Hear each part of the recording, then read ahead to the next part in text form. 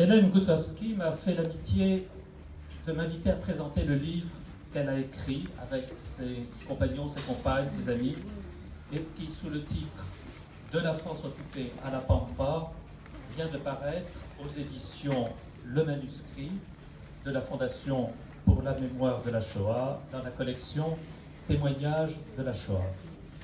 C'est un grand honneur, Hélène, que vous m'avez fait, et c'est un grand honneur aussi pour moi de m'adresser à vous toutes et tous en ce lieu pour partager avec vous les observations, les réflexions que m'a inspiré la lecture de cet imposant ouvrage. Imposant car l'ouvrage comporte 600 pages, je l'ai lu dans cette version-là, vous en disposez dans une version un tout petit peu plus compacte, et encore ne s'agit-il que du premier volume, mais c'est surtout un livre imposant par la gravité des sujets qu'il traite et des mémoires qu'il fait ressurgir.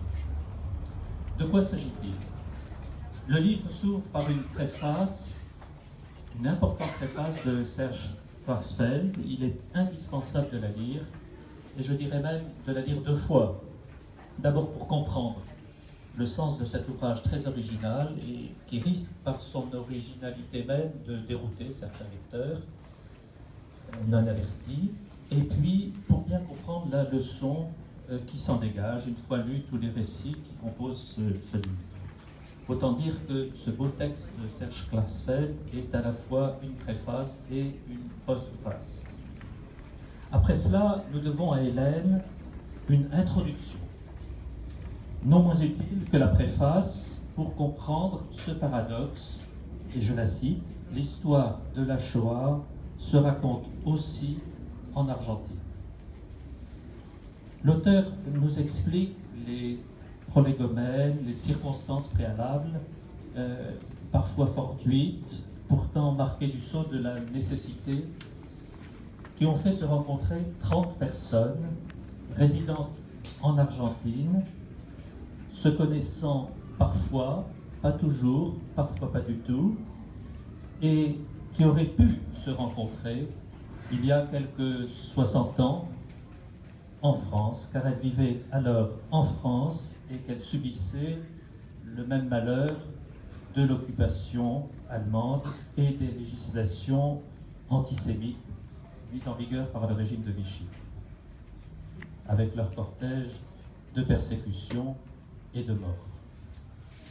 La lecture de cette introduction est indispensable pour comprendre non seulement la gestation du livre, comment il s'est fait, mais aussi la méthode selon laquelle il s'est bâti, et notamment, j'aurai l'occasion d'y revenir, pourquoi a été privilégié ce que Hélène appelle le témoignage groupal sur l'entrevue individuelle. Et c'est une des caractéristiques du livre. Je cite encore, je me permets de vous citer, Hélène, « Les enquêtes menées par le biais d'entretiens collectifs, où chaque témoignage interpelle l'autre, favorisent en effet la confrontation des réminiscences, leur approbation ou leur révision. Comparer, lorsque cela s'avère nécessaire, aux documents existants, les souvenirs ainsi réunis permettent une reconstruction des événements qui répond à la fiabilité que toute recherche historique se doit d'offrir.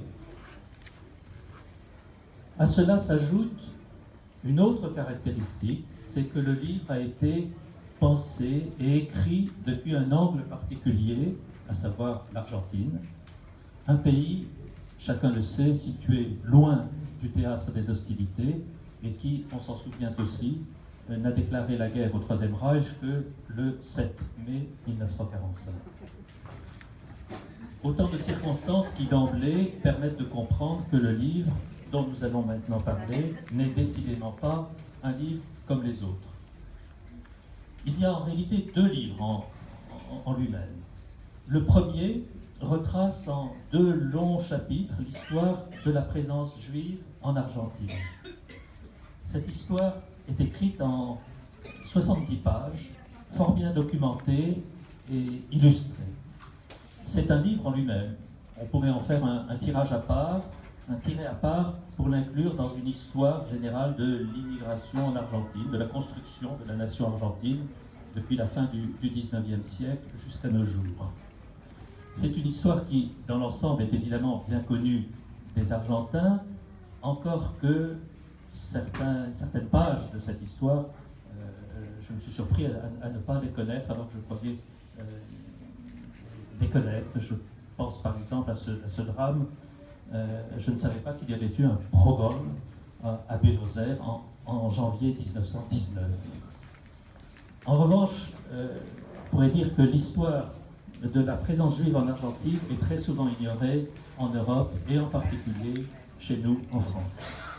Et je suis certain que bien des lecteurs français du livre d'Hélène Goudowski apprendront avec surprise et toujours avec grand intérêt l'aventure des Juifs atterrés par les pogroms dans l'Empire russe, dans les périphéries de l'Empire russe, je pense à la Roumanie, qui émigrèrent en très grand nombre dès avant la Première Guerre mondiale, dès la fin du XIXe siècle, vers le Rio de la Plata pour se transformer en colons agricoles et parfois même en gauchos. Dans une seconde période, on sait aussi que cette immigration devint une immigration urbaine, non moins importante que la précédente, qui était plus marquée par les colonies agricoles. Ces indications historiques, en tout cas, ne sont pas inutiles, bien au contraire, parce qu'elles permettent de contextualiser les témoignages qui forment le gros, la suite et le gros du livre. Alors, c'est le second livre, si je peux dire, contenu dans l'ensemble, qui est de loin le plus long, le plus substantiel. Il est composé de 9 chapitres qui correspondent chacun, un à un, au témoignage des survivants. D'autres témoignages, que ces 9 premiers témoignages, s'ajouteront dans un deuxième volume qu'Hélène nous laisse espérer. Cette partie-là de l'ouvrage est évidemment de loin la plus dense, mais elle n'en est pas moins construite avec la rigueur, l'esprit de méthode auquel je rends hommage, parce qu'il guide Hélène tout au long de l'écriture de ce livre. Les choses se présentent ainsi. Au début de chacun de ces 9 chapitres sont indiquées les données biographiques précises, détaillées, du témoin, et ces données, c'est très intéressant, sont entrelacées, si je peux dire, par des rappels historiques non moins précis, qui permettent donc d'établir une corrélation très étroite, directe, entre une histoire individuelle et ce qu'on pourrait appeler l'histoire générale, ou la grande histoire, de notre pays à cette époque de la guerre et de l'occupation. Je ne vais pas reprendre un à un ces témoignages, il faut tout simplement les lire. Chacun de ces témoignages a une identité forte, ils ne se répètent pas de l'un à l'autre, bien au contraire, ils s'enchaînent les uns aux autres, mais ils ne se ressemblent pas, et c'est ce qui fait d'ailleurs le grand intérêt du livre, qui chaque fois renouvelle par ces témoignages le sujet. En tout cas, en dépit de leur diversité, tous ces témoignages montrent quelque chose de très, très émouvant, de très fort, c'est que chacun des survivants, des témoins, vivait, ou a survécu grâce à des principes moraux solides, beaucoup de courage, un immense courage à votre famille, et de combler certains trous noirs, je vous cite, de votre propre mémoire. Quoi qu'il en soit, il ressort très clairement aussi, c'est la deuxième observation que je me permets de faire, que ce travail de mémoire a été douloureux. Hélène, vous notez chez les témoins ce que vous appelez le bouleversement de la narration, et vous rapportez par exemple ce propos douloureux d'Henri Pechner: « Je me connais, revenir sur mes années d'enfance m'a toujours fait mal. C'est une lutte avec moi-même. » Et vous observez par exemple à propos de Maurice Eisenstein, essayant quelques mois avant sa mort de dissimuler sa tristesse, ce travail intense sur lui-même, il l'a fait pour notre groupe, pour que son histoire et celle de sa famille restent inscrites dans la longue chaîne de l'histoire de la Shoah. Une troisième observation que je partage avec vous et qui me semble ressortir d'un des grands mérites du livre, c'est la sobriété dans l'expression. Je dirais l'économie de moyens, l'économie de mots avec lesquels sont rapportés les faits, expliqués les circonstances. Il n'y a aucune emphase, aucun mot superflu. Le ton est celui de la sincérité dans son absolue simplicité. Et chacun des témoignages n'en acquiert évidemment que davantage de force. Ce caractère authentique des témoignages est encore renforcé par le recours abondant à des photographies, à des documents, en particulier aux très nombreuses lettres qui ont pu être conservées en dépit de tout et qui étaient des lettres échangées entre les victimes, les parents, les enfants, les voisins, les amis.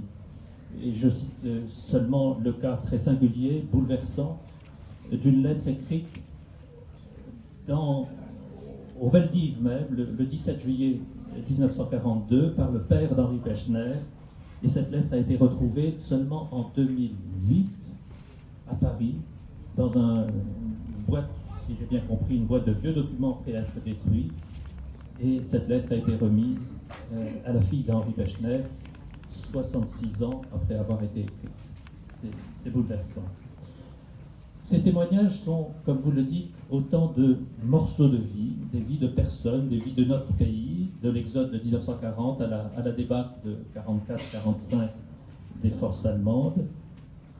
Mais c'est aussi des témoignages sur ce que fut l'Espagne de ce temps, après la terrible guerre civile, la Pologne, dont beaucoup de survivants, dont les familles venaient, pour certaines d'entre elles, de Pologne, et puis la proche Belgique.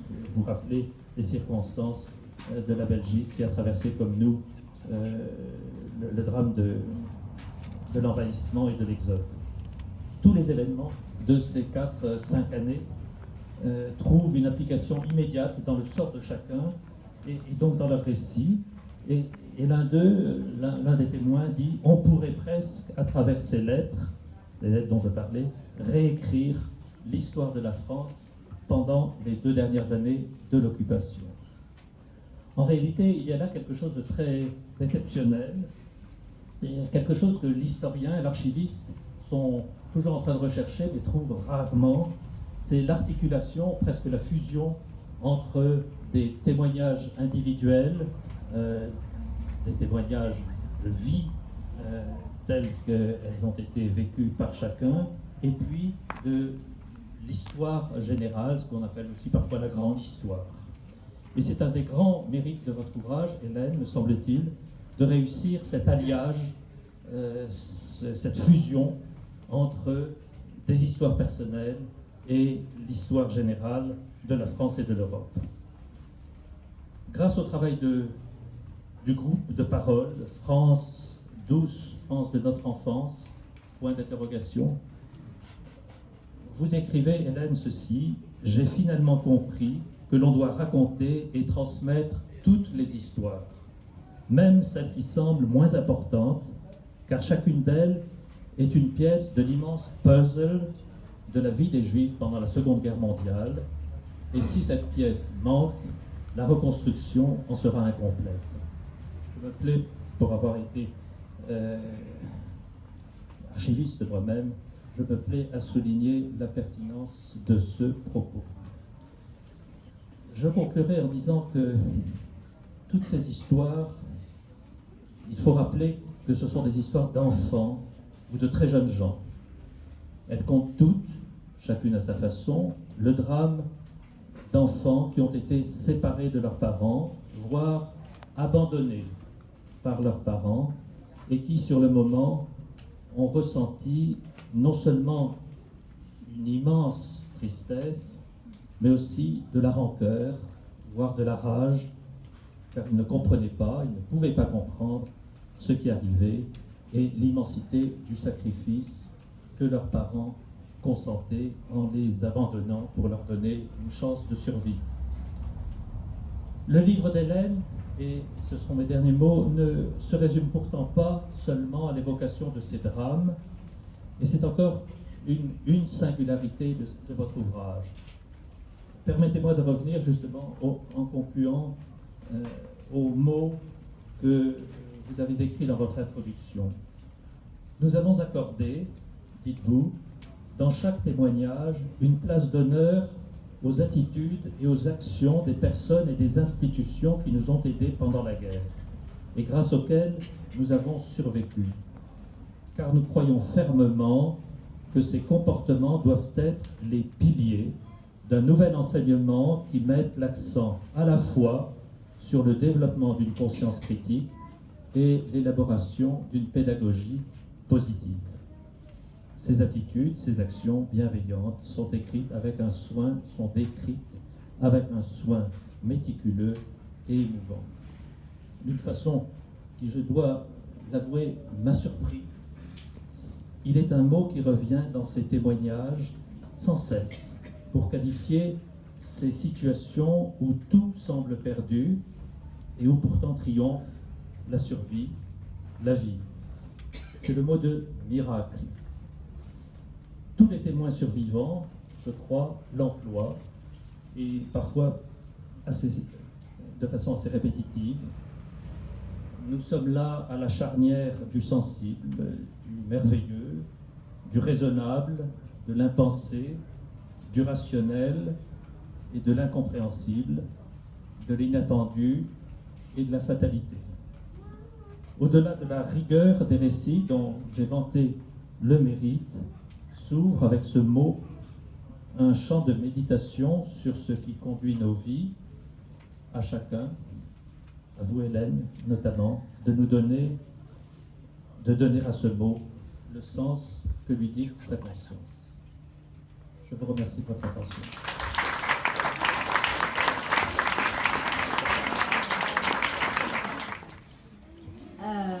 Je suis très émue d'être là, il fait très chaud et bon, c'est très émouvant. Alors moi je suis Audrey Aboab, je suis psychologue, je travaille au Centre Georges Devreux avec Nathalie Zage et Catherine Gransart et on a entre autres comme point commun avec ce livre d'organiser ici au Mémorial de la Shoah tous les mois un groupe de parole pour les anciens enfants cachés. Et on recueille beaucoup de témoignages et c'est aussi évidemment un groupe de partage. Voilà, donc on m'a demandé de présenter, d'animer plutôt cette présentation. Moi je voudrais beaucoup, j'ai très envie de laisser surtout la parole à Hélène Bukowski. Et puis bien sûr aussi, alors nous avons deux témoins qui sont présents. Donc on a Mariette Diamant, dont le témoignage est donc dans votre livre, hein, Hélène. Et puis nous avons aussi Philippe Veil à côté, qui est le responsable de la collection témoignages de la Shoah, voilà, la Fondation pour la mémoire de la Shoah. Alors Myriam, d'accord, ok. Voilà. Bienvenue Myriam qui pourra aussi témoigner. Un petit peu. Très bien, avec plaisir. Donc moi j'ai pris connaissance de cet ouvrage assez récemment. C'est un très gros ouvrage, très fourni, très dense, comme ça vient d'être évoqué, très riche. Donc je voulais quand même revenir d'abord dans un premier temps, Hélène, si ça vous va, tout simplement sur les circonstances de l'écriture de cet ouvrage. Qu'est-ce qui vous a animé, voilà, d'où ça vient? Quelle est la genèse de ce travail?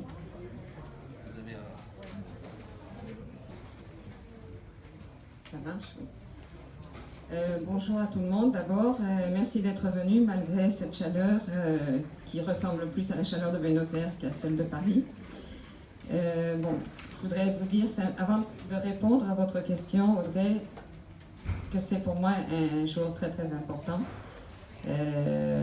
D'abord parce que c'est la première fois que j'écris un livre en français et c'est la première fois que je présente un livre en France.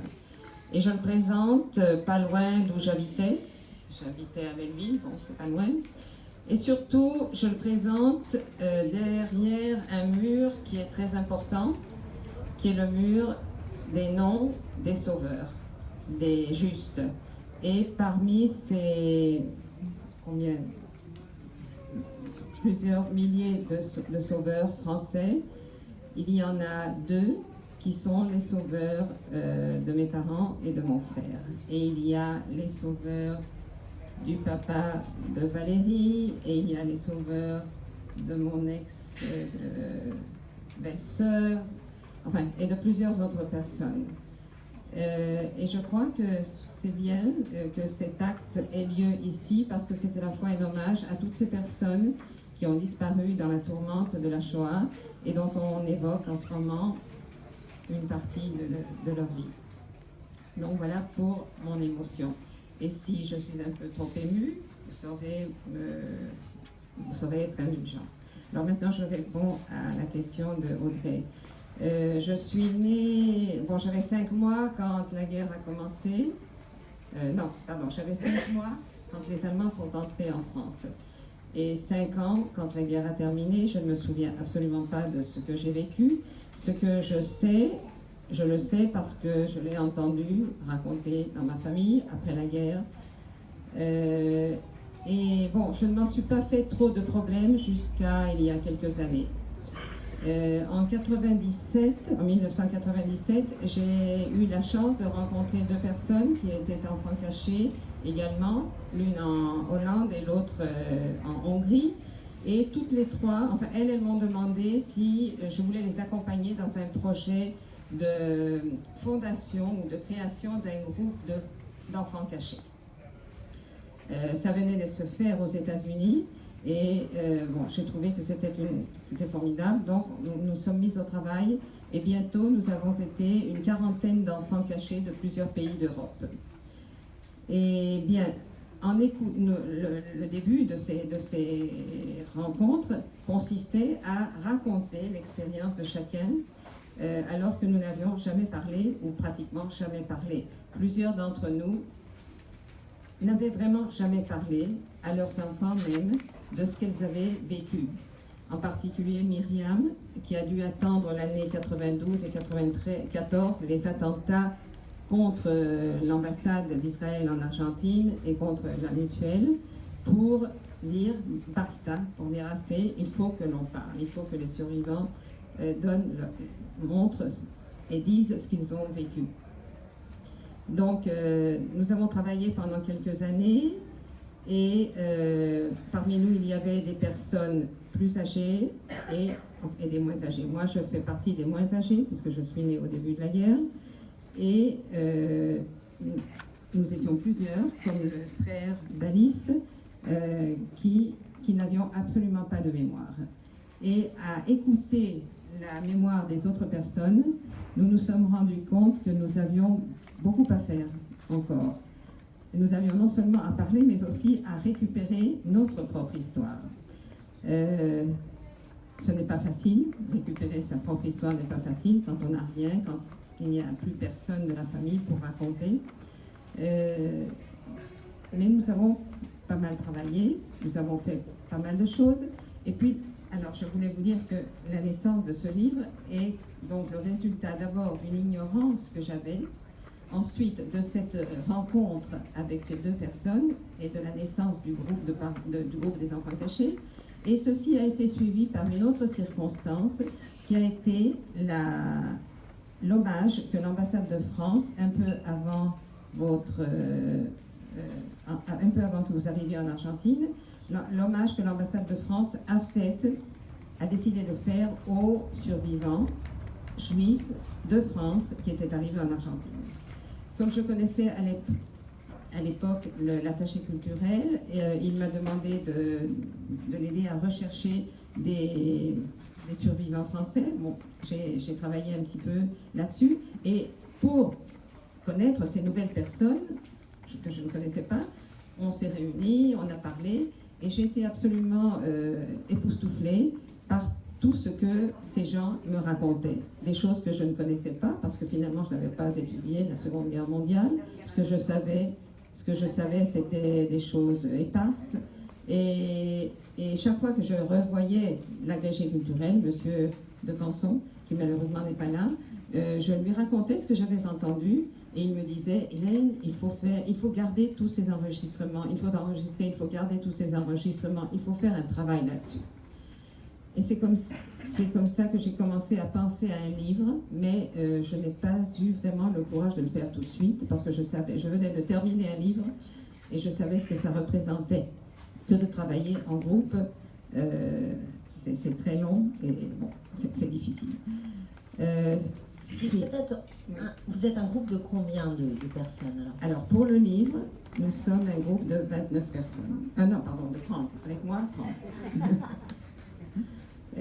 Au début, donc, les personnes qui sont allées à l'ambassade pour cet hommage, on était 45. Mais seulement 30 ont accepté de participer à ce travail. Mais en même temps, ce travail, il y a le groupe Douce France. Oui, c'est ainsi qu'est né le. C'est ça. Mais il y a aussi des gens qui participent au groupe sans pour autant avoir participé au travail d'écriture, ou finalement tout le monde a participé? Non, tout le monde participe. Le groupe que nous sommes baptisés du nom de France, point de suspension, Douce France de notre enfance, point d'interrogation. Et bon, toutes ces personnes-là, 30 personnes, se sont engagés à élaborer, à retravailler sur leur mémoire, à partager leurs souvenirs en groupe, afin de reconstruire le plus possible leur vécu de la guerre, mais aussi par ces échanges, d'aider ceux qui n'avaient pas assez de points de repère à retrouver certaines choses. Pas du tout la mémoire. Hein. Et on n'est même pas dans la question de la mémoire refoulée, on est vraiment dans la mémoire qui n'existe pas du fait de l'âge oui. de l'enfant. Et c'est très doux. Au début, bon, on se dit c'est pas la peine d'en parler, on n'a pas souffert, on n'est pas des survivants, parce que nos parents, en fait, ne nous considéraient pas comme des survivants. Le mot survivant ne s'adaptait qu'aux personnes plus âgées qui avaient été dans les camps de concentration, dans les ghettos, qui avaient vraiment beaucoup plus souffert que nous. Donc, nous, les enfants cachés, les jeunes enfants, nous n'avons accepté à porter ce titre de survivant qu'il y a très peu, il y a une dizaine d'années. Et bon, je crois de toute façon, moi qui disais dans le temps que mon histoire n'a rien à voir, ça n'a aucune importance, ça n'ajoute rien à l'histoire, je suis revenue sur cette affirmation et je pense que si, ça a à voir, même si c'est une petite histoire, ça a à voir parce qu'il y a la fresque que l'on peut peindre de ce qu'a été la Shoah en France, du moins pendant l'occupation. C'est une histoire à n'en jamais terminer. Chaque jour, si l'on parle avec d'autres personnes, chaque jour on va découvrir d'autres choses. Et bon, il faut essayer de tout révéler parce que je crois que c'est très important. On croit tous ça. Justement, un peu dans la suite de ce que vous êtes en train de nous dire, Hélène, bon, si vous êtes d'accord, nous dire justement en quoi ce partage de témoignages vous a permis, à vous, et sur quels éléments en particulier, de reconstituer un peu votre propre histoire. Oui. J'ai commencé à me rendre compte que de partager mes mémoires avec des amis, enfin plutôt à partager les mémoires de mes amis, parce que moi je n'en avais pas, allait peut-être m'aider. J'ai commencé, quand nous avons commencé ce travail de France, Douce France de notre enfance, je me suis rendu compte vraiment à quel point j'ignorais tout ce qui m'était arrivé. Je savais que mes parents vivaient à Belleville, qu'ils étaient arrivés en 1936 de Pologne. Je savais que mon père s'était porté volontaire, qu'il avait été démobilisé. Je savais qu'il avait été arrêté et qu'une personne, la fille d'un ami, lui avait porté un certificat, un faux certificat de travail qui lui avait permis d'échapper à ce camp. Et je crois qu'ici est présente la petite fille, non, la fille de cette personne qui a sauvé mon papa. Où est-elle? Francine? Là-bas, oui. Et ce sont des choses... donc, j'ai voulu reconstruire mon histoire. Je n'avais plus personne de ma propre famille, sauf mon frère. Or, mon frère, qui avait 9 ans de plus que moi, avait décidé au sortir de la guerre de ne plus penser à la guerre. Il avait renfermé tout ça à double tour dans sa tête, dans son cœur, en pensant peut-être qu'il ne souffrirait pas. Il voulait vivre, il voulait profiter de la vie. Finalement, moi je crois que renfermer tout cela en soi, vous qui êtes psychologue, n'est pas positif. Je crois qu'il a, au contraire, je crois qu'il a souffert, mais il ne l'a pas démontré. Il n'a jamais voulu de le démontrer et il n'a pas voulu répondre à mes questions. Pendant très longtemps, il n'a pas voulu répondre à mes questions. Il se moquait même parfois de moi. Et ce n'est que très dernièrement, 2 ans, 3 ans avant sa mort, qu'il a finalement accepté de répondre à... J'avais fait toute une liste de questions et il a répondu à la première, à la deuxième, à la troisième et je crois qu'à la quatrième, il m'a dit « Je n'en peux plus, je ne peux plus répondre, ça me fait trop mal ». Et c'est là que j'ai compris que mon frère n'était ni méchant, ni capricieux, c'est que simplement, il ne pouvait pas revenir sur ce passé. Parce qu'il était adolescent, et durant la guerre, et je crois que l'adolescence a dû être l'âge le plus difficile pour les survivants. Donc, alors, vous me demandiez ce que j'ai récupéré. J'ai récupéré peu de choses, mais j'ai au moins la possibilité de situer beaucoup mieux ce que je sais. Par exemple, que mon père ait été engagé volontaire étranger. D'abord, moi, j'avais son certificat d'engagement et son certificat de démobilisation. Mais ces certificats ne signifiaient pas grand-chose pour moi. Quand d'autres amis, le père Henri ou Maurice, etc., j'ai appris que ces personnes aussi s'étaient engagées volontaires et avaient été engagées volontaires étrangers, j'ai compris plusieurs choses. D'abord que ces engagés volontaires, beaucoup d'entre eux le faisaient vraiment par esprit patriotique, pour remercier la France de les avoir reçus. Mais aussi d'autres le faisaient en espérant que ceci servirait à se faire accepter comme Français. Les deux conditions sont valables. Bon, alors j'ai donc compris ce que signifiaient ces papiers. J'ai aussi compris ce que signifiait un papier qui était presque écrit au crayon et dont les lettres étaient presque effacées, qui avait été signé par la concierge de notre immeuble et qui disait à peu près qu'elle avait reçu la permission de la Dinstel, je ne sais pas comment ça se prononce, de faire visiter l'appartement de mes parents, c'est-à-dire de le faire spolier, non ? C'est là que j'ai compris alors pourquoi mes parents m'avaient... Ils étaient venus me chercher. Bon, je n'ai pas raconté l'histoire de ma cache. J'avais été cachée pendant la guerre. Mes parents sont venus me rechercher en 1944, je crois qu'à la libération de Paris. Et nous sommes rentrés à Paris. Et tout de suite après être rentrés à Paris, ils se sont à nouveau séparés de moi. Ils m'ont envoyé à nouveau quelque part. Et ils m'ont envoyé au Coudreau chez les gens qui les avaient sauvés pendant la guerre. Et j'ai compris beaucoup mieux pourquoi il l'avait fait. J'ai compris qu'il l'avait fait parce qu'il n'avait ni appartement, ni boutique, ni rien du tout. Et que vivre dans ces conditions-là, avec un enfant de 5 ans, c'est très difficile. Donc, bon, c'est l'une des choses que j'ai appris. Et pour ne pas trop parler sur cela, je veux quand même parler d'une petite chose que j'ai apprise avec la maman de Roxana, avec Josette, oui, de Josette et Léonard, qui n'est pas présente aujourd'hui. On était en train de travailler sur son témoignage. Josette a été une enfant cachée, elle a beaucoup plus souffert que moi, elle a été dans une famille qui n'était pas des plus correctes. Bon, elle a beaucoup souffert, mais elle a eu l'avantage de partager ceci avec sa sœur. Bon, et on parlait de plusieurs choses, et tout à coup on a évoqué le yiddish. Josette parle le yiddish, moi aussi, pas très bien, mais je le parle. Et c'est en parlant avec Josette que je me suis rendu compte pourquoi j'avais pu parler si vite le yiddish en 47 quand je suis rentrée chez mes parents.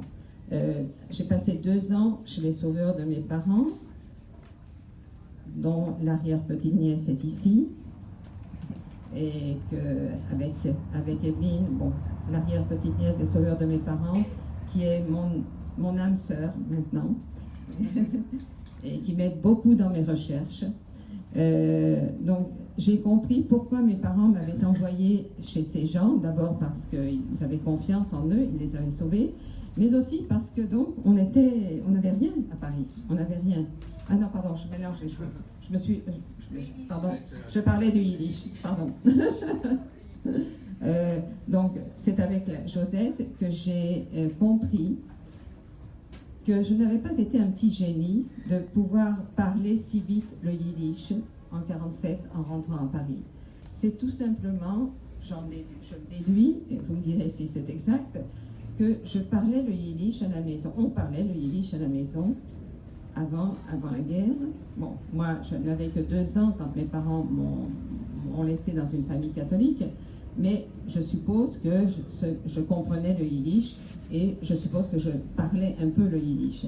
Donc, si j'ai pu parler si facilement le yiddish après la guerre, c'est parce que je le parlais avant. Et ceci m'a beaucoup frappé. Ça m'a beaucoup frappé et ça m'a fait un choc. Parce que je me suis rendu compte que les familles juives qui étaient poursuivies pendant la guerre, bon, elles n'étaient pas très françaises encore la plupart. Hein. On parlait le yiddish, donc on était beaucoup plus vulnérables. Et puis, c'est pour ça aussi qu'après la guerre, souvent, on avait peur de parler le yiddish. On essayait de ne pas parler le yiddish dans le métro ou dans la rue, du moins pendant les premières années après la guerre. Bon, voilà, c'est à peu près ce que je voulais dire sur la récupération de quelques-uns des éléments qui ont été révélés, disons, par les histoires de mes amis témoins. Et qui donnent du sens un peu plus à la plus de sens. Oui. La particularité aussi de ce livre que j'ai trouvé être passionnante, c'est que ça vous évoquez toute l'histoire de la communauté juive en Argentine, d'ailleurs avant la guerre, comment ça s'est construit, etc. Moi j'ai des questions sur cette communauté d'Argentine que je ne connais pas du tout. Aujourd'hui, justement, quelle est la place, selon vous, de toute cette mémoire de la Shoah dans la communauté juive d'Argentine?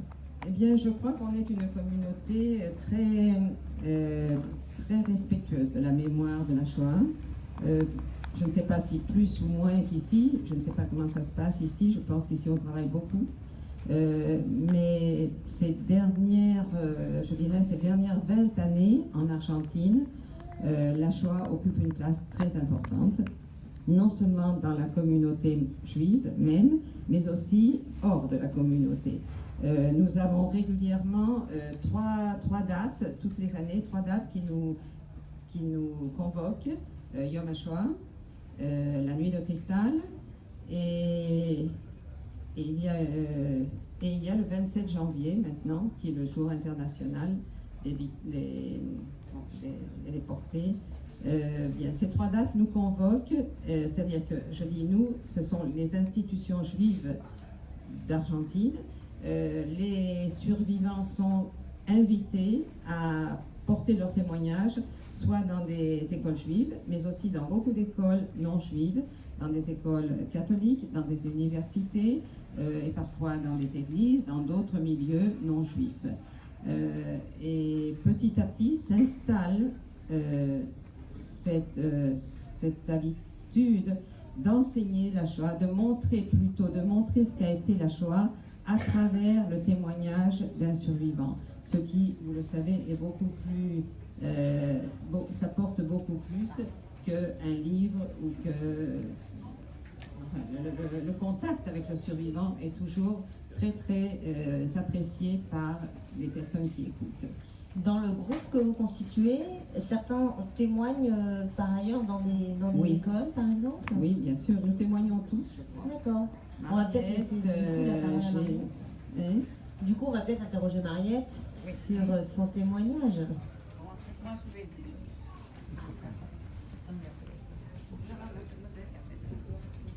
Mon nom est Mariette Diamant.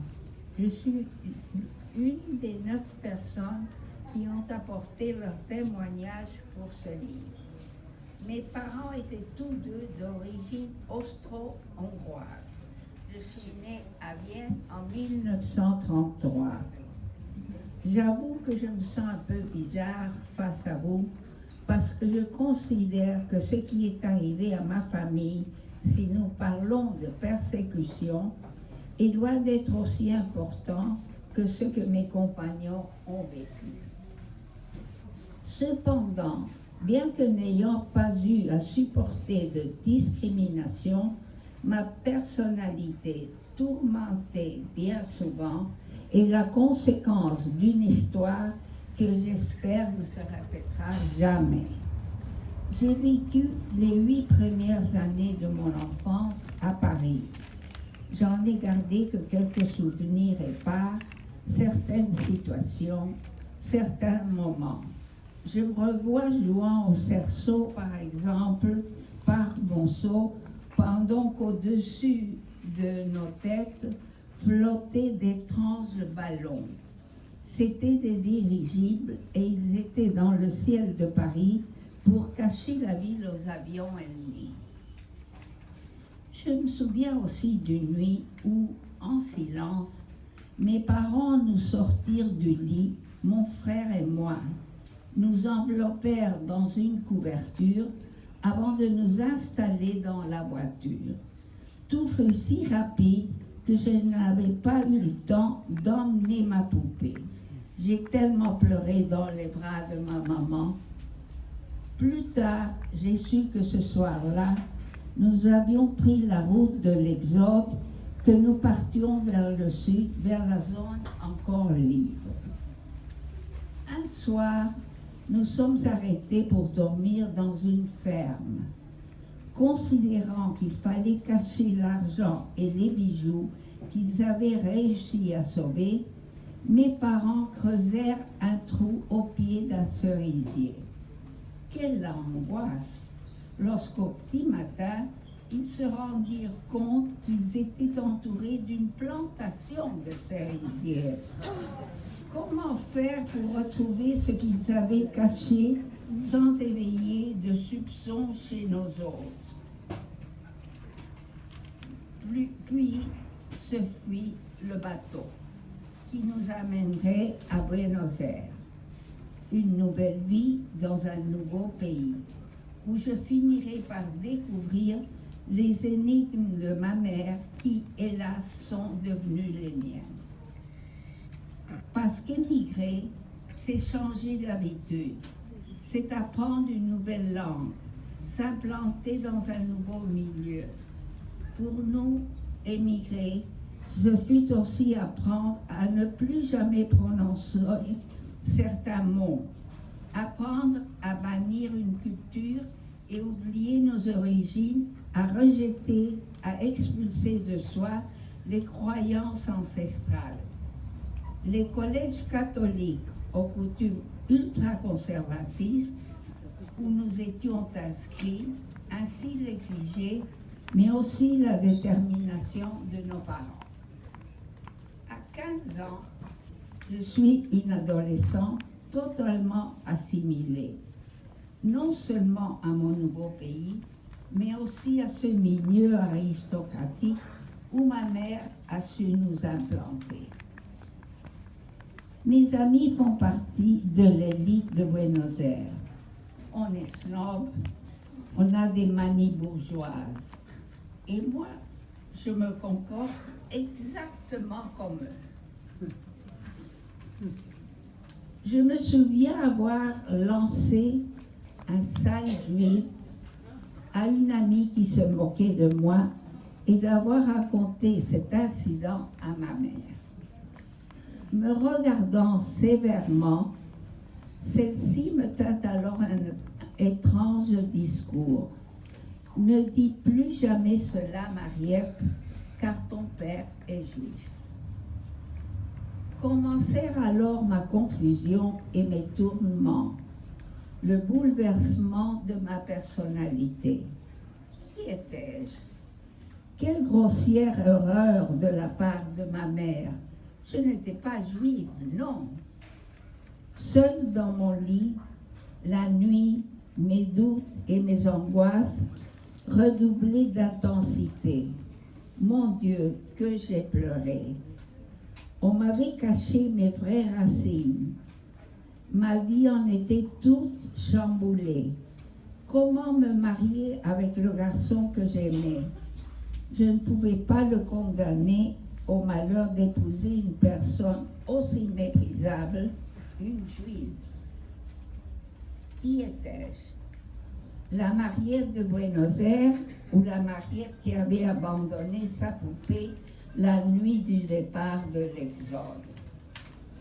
Malgré tous les efforts que j'ai faits pour oublier, la douleur qu'ont provoqué toutes ces années d'intimité angoissante et inconfessable m'accompagne toujours. Un jour, en 1995, Hélène entra acheter un objet dans ma boutique. Elle n'eut aucun mal à se rendre compte que j'étais française. Peut-être devina-t-elle aussi que j'étais juive. Sinon, pourquoi m'aurait-elle invitée à une réunion d'enfants cachés qui allait avoir lieu le lendemain? J'avais compris, moi, qu'il s'agissait simplement d'une réunion de Français et j'y étais allée. Je n'imaginais absolument pas que j'allais me trouver parmi des Juifs. C'était la première fois que j'étais dans un cercle de Juifs. Et ces Juifs, c'étaient des personnes comme moi. Une voix évoqua une fuite, une autre ce qu'elle avait ressenti comme un abandon, une autre, pire encore, parla de la déportation de sa mère. Ces voix ont réussi à faire parler la mienne. Elles ont fait parler la voix qui était enfouie au fond de moi depuis plus de 50 ans et elles m'ont permis de me regarder en face. Aujourd'hui, je sais qui sont ces morts qui sont en moi. Ma vie n'est pas moins douloureuse, mais c'est mieux que de vivre un éternel mensonge. C'est pour tout cela que du fond du cœur, je remercie toutes les personnes qui interviennent dans ce livre. Hélène en particulier, car elles m'ont aidé à me reconnaître et comprendre qui je suis.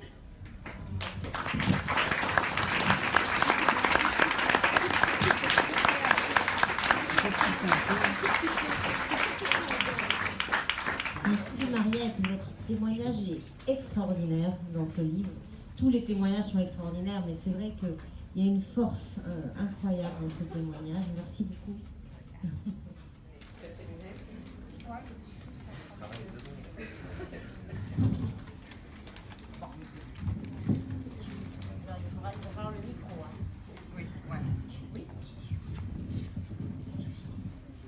Allô? Oui. Je n'ai pas l'habitude de lire ce que j'ai à dire, mais aujourd'hui, je me sens intimidée. Faire revivre la mémoire de nos disparus et leur réserver une place dans l'histoire avec majuscule me fait chaud au cœur. Ah bon, merci.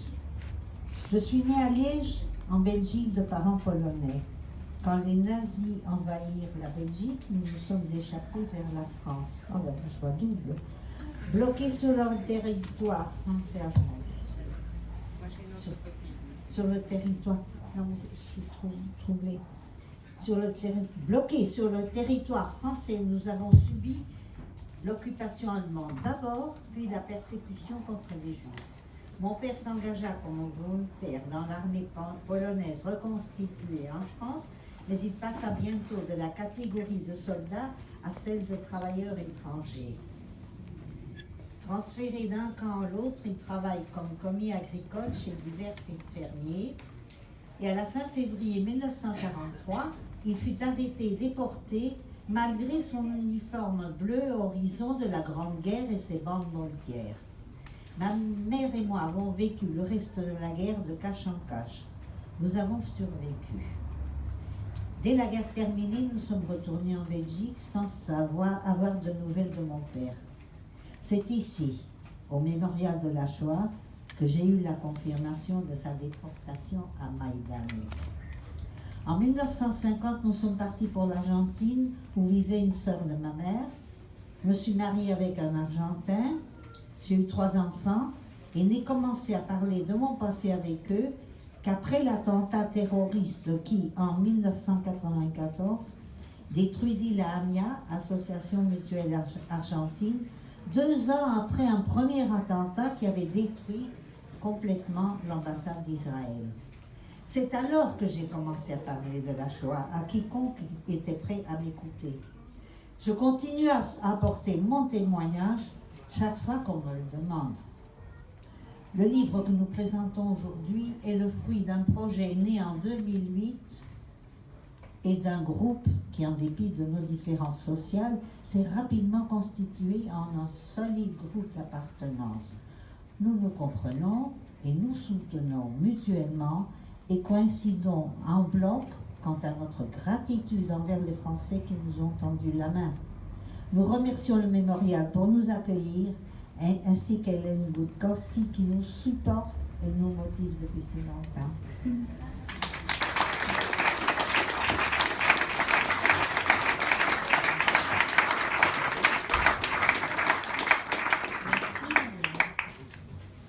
Merci. C'était très bien. Il nous reste quand même quelques minutes. Bon. C'est vrai que l'édition, c'est important quand même de ce livre. Il y a eu tout un travail aussi, justement, d'images, aussi de... Oui, c'est un gros travail. C'est Hélène qui est venue vers nous. Je travaille à la Fondation pour la mémoire de la Shoah. On a travaillé des mois durant à l'élaboration du livre. Pour avoir un résultat comme ça, il y a en fait énormément de travail. Et il y a aussi l'adaptation à la collection qui est nécessaire, puisque vous pourrez trouver ici le catalogue de la collection.